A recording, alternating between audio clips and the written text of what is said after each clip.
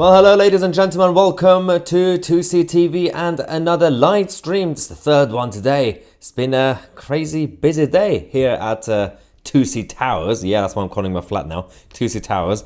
There's so much to cover tonight in this live update. We're going to talk about what's been happening over the last couple of hours in the Middle East. So much to talk about when it comes to what's happening in Gaza City.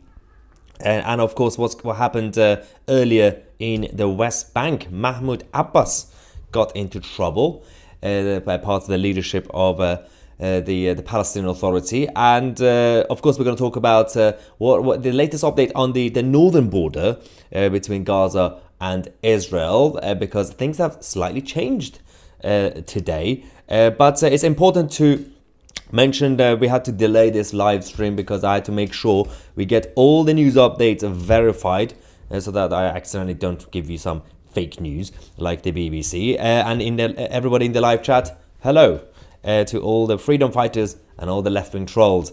Right, first, let's talk about the latest from Gaza City. It's now, obviously, was announced by Netanyahu, also now confirmed by Al Jazeera, that and the IDF soldiers have now taken more control of the Gaza City, and that also includes a lot of the tunnels and the bunkers, and they are now confirming that Yahya Sinwar, one of the senior commanders and leaders of Hamas, is alongside his minions. They're all surrounded in one of the bunkers, obviously for security reasons and strategical reasons. They're not telling us which bunker, which tunnel, but it is apparently in the center of Gaza City. So I have a feeling developments might occur over the next few hours this evening, and there's no confirmation that they're going to take him out tonight, but we don't know exactly where he's going to go. But as far as they understand, he is now surrounded by IDF soldiers. So that's on his obviously the latest update on Yahya Sinwar, but the Defense Department and Ministry of Israel, obviously Gallant, has come out to also say that for the record, to clarify, Israel does not want to rule over Gaza, despite what Prime Minister Netanyahu said, that we will be responsible for security in Gaza. Gallant has said that doesn't mean we want to rule over Gaza. So that's what we have. And also, the latest that we received from America, that's also interesting. Do you know why? Because one of the main issues is the pressure from the White House. Because Americans still believe that they are the world police. Like idiots. So, but Israel have been quite clear that you need to stay out of this. You can show support, but don't tell us what to do. Although, luckily, Americans are saying the right thing as well. The US does not support the reoccupation of Gaza, because that will escalate things. And also, that's just too much trouble anyway, if you were to take full control of Gaza. The problem we have is that the Palestinian Authority are also reluctant, as we've been saying. And I'm going to talk about what happened to Mahmoud Abbas earlier tonight as well. But this says the US does not support any reoccupation of Gaza by Israel. It's State Department, obviously, that's said. And Vedant Patel from the State Department also said that Washington does not support any forced relocation of Palestinians outside of the territory. But again, even if you wanted to, no other territory or country would want them. So that's the other issue as well. So technically speaking, there is no incentive in getting rid of the civilians who live in Gaza, out of Gaza. Where are you going to send them? The West Bank doesn't want them, and Egypt don't want them, Jordan don't want them, and also it's their home anyway. Let them stay, as long as you take out the Hamas leadership. So that's the other problem that you cannot really have, as the State Department said, rightly so, and Gallant from the Ministry of Defense in Israel, you can't have Israel managing or ruling over Gaza. You do realize what that's going to achieve. That's basically going to create the new breed of extremists, all the young people in Gaza who are going to grow up and say, well, all the theories were right, that the Israelis are now here to rule over us, and this is basically like a colony again. So you can't really have that situation, and there's no perfect solution, obviously. You're not really going to have a situation where, oh, if tomorrow all the Hamas leadership have now been wiped out, everybody in Gaza is going to live happily ever after. Not really. You also have to do something about, I can see the live chat, do something about the Mestafafos of the world, the crisis actors. Because, technically speaking, he's a civilian. Technically speaking, he's not really a soldier of Hamas. But what are you going to do with those people? People who've been in charge of extremism and training and brainwashing and propaganda and everything else. That's the other issue. But the other latest update we have for you guys, apart from obviously Yahya Sinwar being surrounded in one of his bunkers with his Hamas minions. Earlier on, we now have the confirmation that Mahmoud Abbas, the leader of the Palestinian Authority, was almost taken out. This was done by the Sons of Abu Jandal. These are the extremists, the Islamists, who attempted to take out Mahmoud Abbas, but they managed to take out one of his bodyguards. But Mahmoud Abbas has survived this attempt so far. They are saying that Mahmoud Abbas is a puppet of Israel and IDF. And the other extremists are saying that Hamas is the puppet of Israel. And there's another group saying that Hezbollah is the puppet of Israel. And there's another group that say that Wales and Vatican City and east of Mars, as well as Texas, are puppets of Israel. There are those who believe that Covent Garden and Richmond and Yorkshire are puppets of Israel. Let's just say, don't listen to anybody who just gives you nonsense. That's basically the best way to do this. Let's also go to the latest update we have from our favorite correspondent on the ground, Trey. That is going to tell us the latest update on the northern border situation and, of course, what's going on the ground, because the airstrikes have now been minimized. Let's go to Trey. Just a quick update from the Israel-Gaza border. We've certainly seen a reduction in airstrikes today. Some activity with artillery units along the border. We just saw an attack helicopter in the distance, but it is quieter in northern Gaza today from what we can see from this vantage point. We should note we've reviewed that video released by the Israeli military of what appears to be thousands of Palestinian civilians heading south, and they are flanked by Israeli tanks, and they're waving white flags. So there was some evacuation corridor open today, coordinated with the Israelis to get some more civilians out of the northern part of Gaza and head south. This comes as the Israelis say they are pushing deeper into Gaza. They say overnight they destroyed a Hamas command center. You can hear some of that outgoing artillery fire there. But we do expect this situation to continue for the coming days and weeks as Israeli forces engage Hamas inside Gaza. Now, this is actually very important, the part about civilians. I'm going to explain the civilian situation, the ones who are running out away from northern side. I can see some people in the live chat who are not familiar with this issue that we've been discussing. The flag emojis in the live chat. Okay, I know it's going to be repetitive for a lot of you who've been listening to this, but quickly. So there's a bug right now. It's been there for forever with the live chat. If you're watching things, especially on the desktop, on the computer, not the phone, where England flag emoji, the Welsh and the Scottish, and some of the flags that are not official countries, like the UK, like in terms of states, they don't appear. In the comment section, they appear, everything's fine. And also in the live chat, if you have a mobile device, it sometimes appears. So it's not really censorship. Otherwise, they would have completely censored it everywhere. But they are fixing it. So I'm working closely with YouTube. I will keep you guys posted. So that will be fine. They're just sorting it out.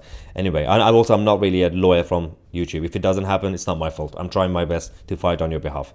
But what Trey said was interesting about the civilians, because, of course, the propaganda from the left-wing media in the West has been that apparently Israel, like a bunch of psychopaths, are going around targeting civilians for no reason. That's what they are saying. That's what they're implying. And all the trade unions and all the left-wing protesters, the BLM movement, all these guys who organize these rallies every weekend in London and other places, they are implying that the IDF are a bunch of psychos and are just like targeting civilians. But we actually have eyewitnesses, well, not just eyewitnesses, the actual civilians. Earlier today, and also Al Jazeera and others confirmed it as well, the footage, who have been talking to journalists on the ground.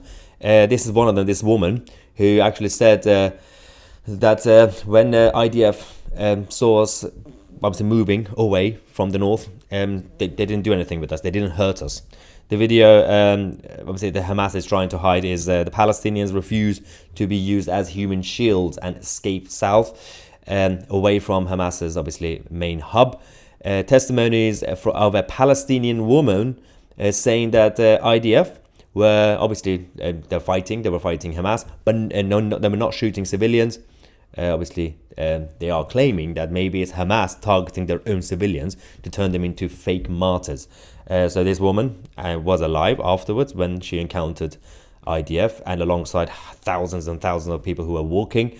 The video is, by the way, is on Twitter if you want to go check it out. And this was also confirmed by Trey Ying's on the ground and Al Jazeera, because as you guys know, the left really love Al Jazeera. So that's the latest on the civilians issue, to prove that clearly the IDF have not been given an order to directly target civilians. But going back to the main update, if you just joined us late, was initially we had the Prime Minister Netanyahu, and then confirmed by again Al Jazeera and other sources that they are dominating. IDF is dominating the center of Gaza City. And they believe that Yahya Sinwar, one of the main commanders and leaders of Hamas in Gaza City, and the rest of his minions and deputies have now been currently, as we speak, are surrounded in in the bunkers. We don't know exactly how the structure works, obviously with the tunnels, but they are in a bunker, and IDF has taken control of the area. We don't know exactly, as we speak, if Sinwar is still alive or has been taken out. We don't know if he's going to find a way through the tunnels to escape or go somewhere else. Clearly, they identified him as that he's here. He should be here, basically. At least it was not in Qatar, unlike the other cowards. So that's the latest on what's the situation with the bunkers and the people, the leadership who are currently surrounded. But we also had an update from Gallant, the defense ministry in Israel, confirming that Israel will not rule over Gaza, despite what Netanyahu said, that he said essentially we will be responsible for security in Gaza. A lot of people misunderstood that, and they said, well, they want to colonize Gaza. Although if you listen to the left-wingers in the West, they believe Gaza is already occupied, even though Hamas is in charge. But put that aside, they have said, no, we do not want to rule over Gaza. I'm pretty sure this has been a coordinated PR exercise, because the moment Gallant said this, we also had the US State Department in Washington saying America does not support reoccupation of Gaza by Israel. So they wanted the whole world to know, to be reassured that Israel does not want to occupy Gaza. But what are you going to do with it? Considering the West Bank and Mahmoud Abbas, if he's still going to be alive, they don't want to rule over Gaza either. And Egypt doesn't want it either. So it's a bit of a problem. Greg Smith, thank you so much, Greg, for your super chat. The Arabs would castrate the black slaves, not white slaves. And Muhammad said only white skin goes to heaven. Yeah. Thank you so much for that comment. So that reminds us, the latest on Mahmoud Abbas' situation was we now have the confirmation on the ground. And there is a video if you want to go check it out on Twitter and other places. He was targeted. There was an attempt on his life earlier on, about an hour ago. And, when he came out, they managed to take out one of his bodyguards, but not Mahmoud himself, Mahmoud Abbas himself. This was the responsibility, apparently, goes to the sons of Abu Jandal, who are also the extremist groups around the West Bank. So they have taken responsibility, obviously, but anything that you hear, all these updates, pinch of salt, because everything that you're being told when it comes to geopolitics is sometimes not what it seems. So, but you have to report what's being said, but always question everything and everybody. So obviously you got a random extremist group saying, yeah, it was us. And Mahmoud Abbas says, oh, I didn't know about this. IDF says, we don't want to rule over Gaza. Gaza says this. Everything always kind of remain objective, that everybody could be lying to you at any point. So, but take the report, take everything that they say on the surface, but at the same time, make sure that you don't just blindly believe whatever the West Bank tells you, or Gaza, or even Tel Aviv. Like, basically everything will be questioned. But when you see an evidence, like the video that we saw, Mahmoud Abbas being almost about losing his life, that's quite clear. So that's that one. Let's quickly go to the live chat before I show you guys what Trey Yinks had for us. Alfred said about people in Gaza, the people of Iran don't want them. Only the religious nutters they want them. They arm them. So if this is about people in Gaza, interestingly enough, the Iranian regime, or as we call them, the Islamic occupiers of Iran, who back Hamas and Hezbollah, even they don't want the civilians of Gaza to come to Iran. So they're a bunch of hypocrites anyway. And the actual people in Iran are very much against Gaza and also Lebanon and any sort of sponsorship of these nutters. We have an update, well, question, sorry. Just got here. Any news about the hostages? No, so the latest, again, since we heard that Sanwa was surrounded, one of the obviously commanders, senior commanders of Hamas, surrounded in one of the bunkers, apparently. And they've said, Hamas have come out again to say, our offer remains on the table, that we will release the hostages if you stop the counterattacks from Israel.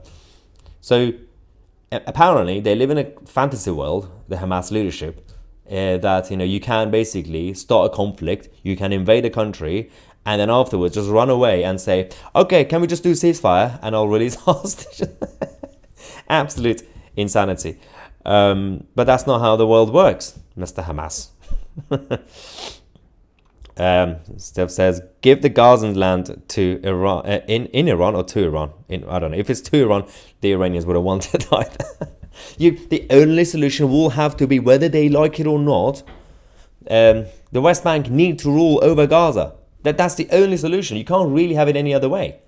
As long as the civilians exist in Gaza, and no sane human is in favor of getting rid of the civilians in Gaza in terms of their lives, because they're still human, whether you like it or not. Even if they're extremists, some of them, doesn't really matter. If they have not committed the crime, individuals, I'm not talking about the actual official Hamas soldiers, they're going to be living there. You can't have Israel ruling over it, but even if you want to, because that will create more extremism, you're going to have to get the West Bank on top of it.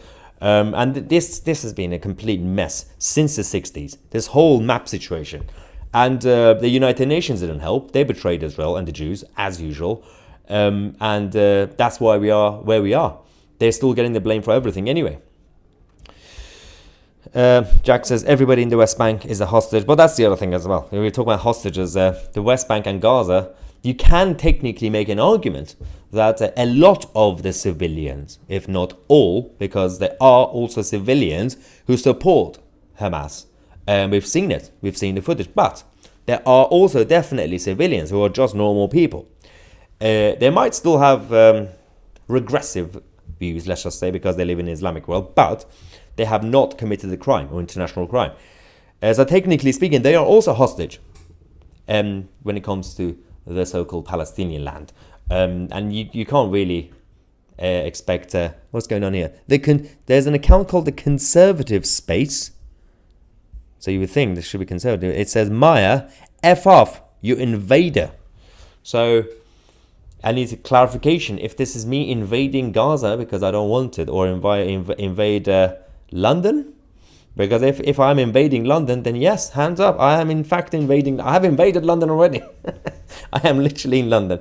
So can you clarify where I'm exactly invading? And I will put my hands up. I love the live chat sometimes. It's brilliant. All right.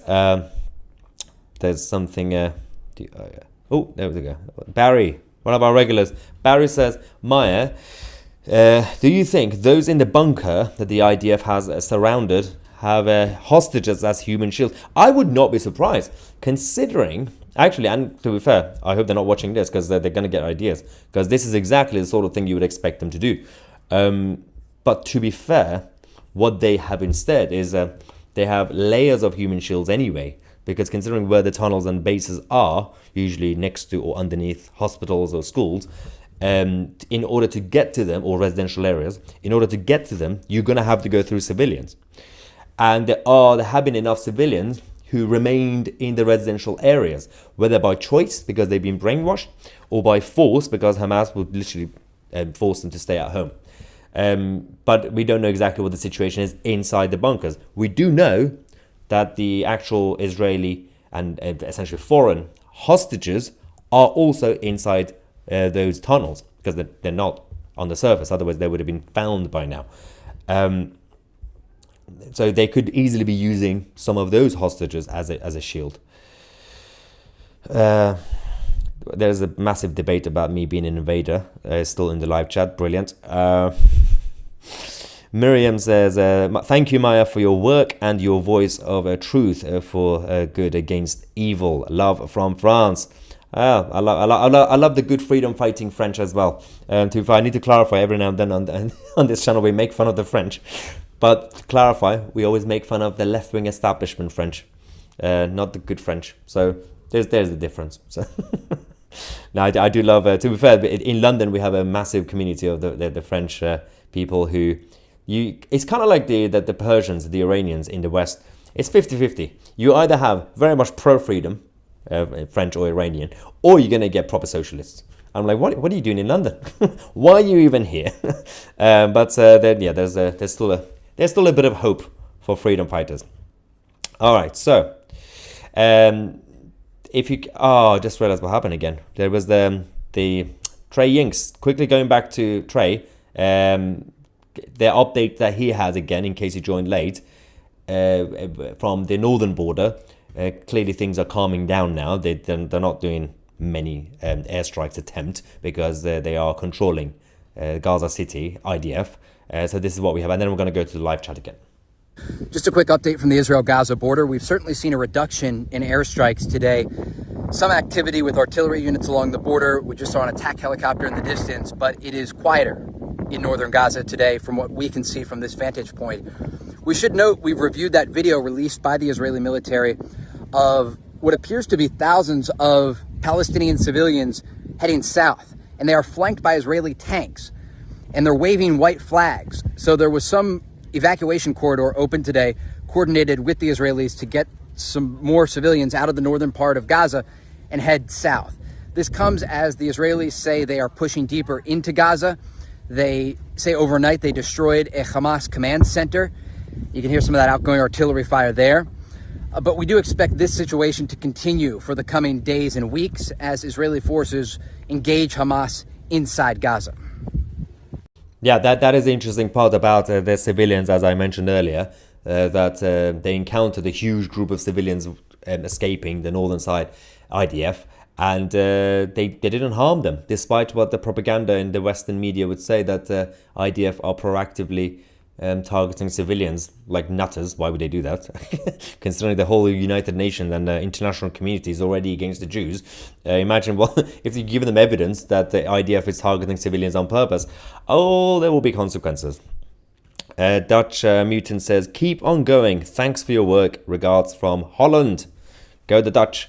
And we have Atomx Nico saying, hi, I love your channel from Israel. Thank you, Israel. And he says, long live Maya. Wow, that's too much. Thank you for the support. People are going to think I'm paying for these comments again. So, let's see what else you have. Yeah, of course, Rob. Is it Rob? I don't know. Absolutely spot on. The BBC are liars. The thing is, BBC used to be more subtle when it comes to their bias. They used to be they seemed more professional. So if you don't really follow the truth and are into current affairs, if you just switch on the BBC, you would not notice their bias. But these days, they are slightly kind of in your face. We have been repeatedly telling everybody on this channel, reminding people that if you watch CNN or BBC or even Euronews or all those mainstream channels, every single day, every single hour, they are giving you the update on Israel's counterattacks in Gaza. They are giving you the update on the casualties from Gaza, the numbers come from the Hamas Health Ministry. So yeah, but they are giving you guys updates every day. Israel's doing counterattack. They don't call it counterattack, by the way. I call it counterattack because it is. But what we are telling you, what we are reminding you, like Trey Yings as well from Fox, is that over a month, it's been over a month now, over 30 days, Hamas have not stopped targeting Israel. They continue to attack Israel. The mainstream media are not telling you this, but Hamas have not stopped their rockets. And imagine if Israel did not have the Iron Dome. Imagine the number of the casualties from the Israeli side. But the problem we have is that we live in a world where a lot of people, especially in the West, people who are more left-wing and have this idea of white guilt and self-guilt and whatever privilege nonsense, they have this idea of pseudo underdog and oppressor. So just because Israel are better at defense, which means more of the civilians survive any attack, they don't see it that way. They don't see that they worked hard to defend their civilians in Israel. All they see is, well, the more Jews are alive than civilians in Gaza. And then they would say, well, that means that the Israeli side are the oppressor. Like, that makes no sense. If Israel didn't have the Iron Dome or the good defense, more Israeli citizens would have been destroyed. Literally so much more. But they're not telling you this way. It's just brainwashing.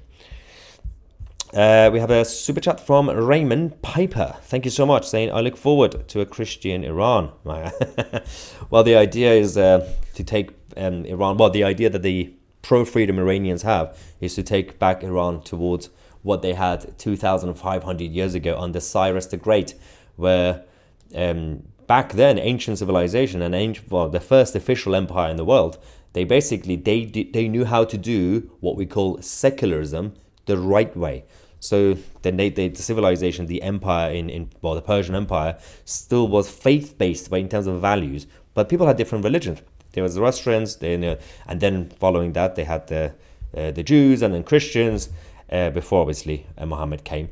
So they were all living together, but they all had the common set of values, which was being in favor of the Persian civilization. But now, when the West does secularism, it becomes complacent.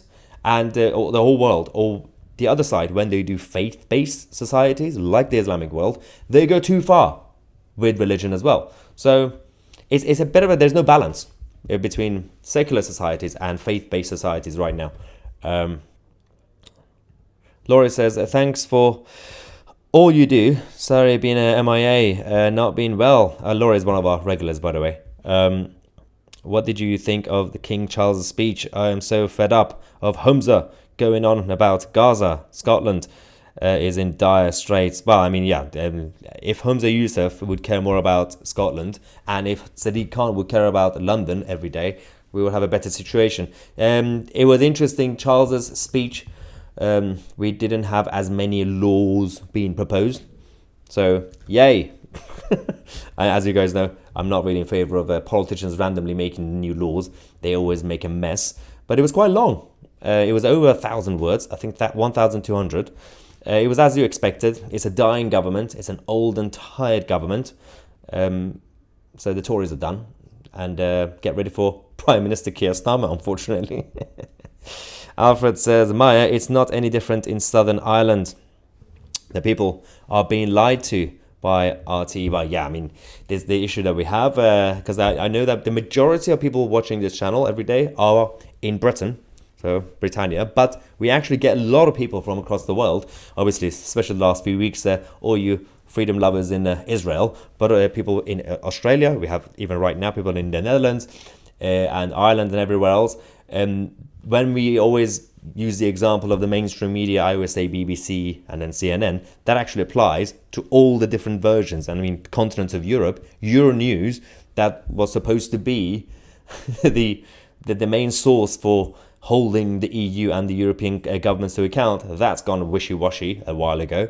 But that applies to all the other media outlets in every single Anglosphere countries, like obviously New Zealand, Australia, Canada, but of course, all the others who are technically allies to the Anglosphere. So that includes the French, the Germans, the Dutch, and all the others.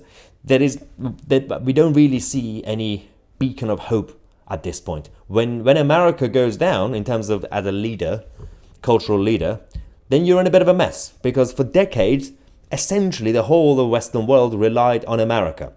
And this is the problem that we now have, where European countries, who are slightly different, but they are, whether we like it or not, we have been living under a cultural American empire since the 50s onwards. This is what we have. We're all using the same things, whether it's the American-made and American-promoted internet, the modern version of internet, the American, even food is becoming more Americanized, whether you're in Berlin or London or Ottawa. A lot of things. Hollywood was the leading entity for what we now call entertainment. Even if there are cinemas in Portugal, it's still based on Hollywood. So technically, we have been living under an American cultural American empire, and you could actually make an argument when it comes to NATO, military as well. But now, where are we? When America goes woke, the whole world goes broke. And we have to go back to national sovereignty. We have to go back to promoting countries being more self-reliant. Doesn't mean you have to start conflicts with your neighbors. We don't have to go towards 1914 again, where one assassination could lead to complete chaos. But you don't have to go full-on EU. You don't have to go full-on creating blocks and this fantasy world of Star Trek nonsense.